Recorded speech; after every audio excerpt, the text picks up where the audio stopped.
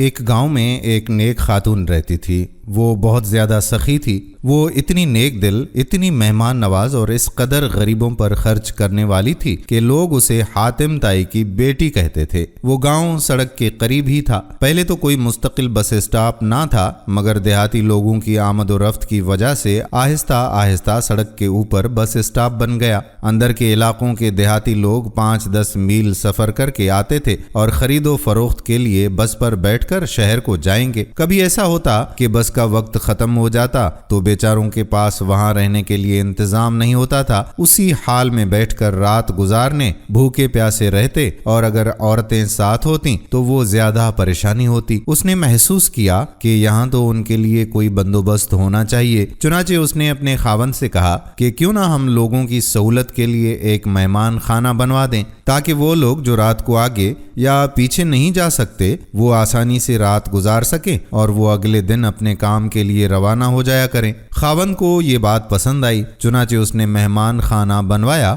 اور ایک آدمی رکھ کر ان کے لیے کھانا پکانے کا بھی بندوبست کر دیا۔ اب لوگ آنے جانے لگے۔ جو آگے پیچھے نہیں جا سکتے تھے وہ رات کے وقت وہیں سے کھانا کھاتے اور آرام سے سو جاتے، پھر رات گزار کر اپنے کام کے لیے چلے جاتے۔ پھر کسی خیر خواہ نے اس کے خاوند کو یہ مشورہ دیا کہ آپ کی بیوی تو آپ کو کنگال کر دے گی، روزانہ اتنا کھانا پکتا ہے اور فالتو لوگ آ کر کھا جاتے ہیں، ایسی سخاوت کا بھلا کیا فائدہ؟ جب دوستوں نے خاوند کو بار بار مشورہ دیا تو خاوند کے دل میں بھی یہ بات آ گئی کہ بھئی یہ تو واقعی لوگوں نے تماشا بنا لیا ہوا ہے۔ چنانچہ اس نے ایک دن فیصلہ کر ہی لیا کہ مہمان خانہ بند کر دیا جائے۔ بیوی کو اس بات کا پتہ چلا تو وہ پریشان ہوئی کہ جب پروردگار نے ہمیں اتنی زمینیں دی تھیں کہ ہماری اپنی گندم سے ہی روٹی بنتی تھی اور سارا سال مہمان نوازی کا ثواب ملتا تھا، اب یہ نیکی کا ذریعہ بند ہو جائے گا۔ لیکن جب خاوند نے کہہ دیا تو بیوی خاموش ہو گئی۔ نیک بیویاں پھر بات کرنے کے لیے موقع ڈھونڈا کرتی ہیں، اسی وقت ہی جھگڑا نہیں کیا کرتی۔ چنانچہ وہ موقع کی تلاش میں رہی۔ ایک دن خاوند سے کہنے لگی کہ آج میری طبیعت کچھ اداس سی ہے، گھر میں رہ کر تنگ سی آ گئی ہوں، کیوں نہ زمینوں سے ذرا ہو آؤں؟ اس نے کہا کہ بہت اچھا۔ خاوند اسے اپنی زمین پر لے کر چلا گیا۔ وہاں کنواں، باغ اور فصلیں تھیں۔ وہ تھوڑی دیر چلی پھری اور پھر آ کر کنویں کے کنارے پر بیٹھ گئی اور کنویں کے اندر دیکھنا شروع کر دیا۔ خاوند بھی ادھر ادھر پھرتا رہا۔ کافی دیر کے بعد کہنے لگا کہ نیک بخت، چلیں، دیر ہو رہی ہے۔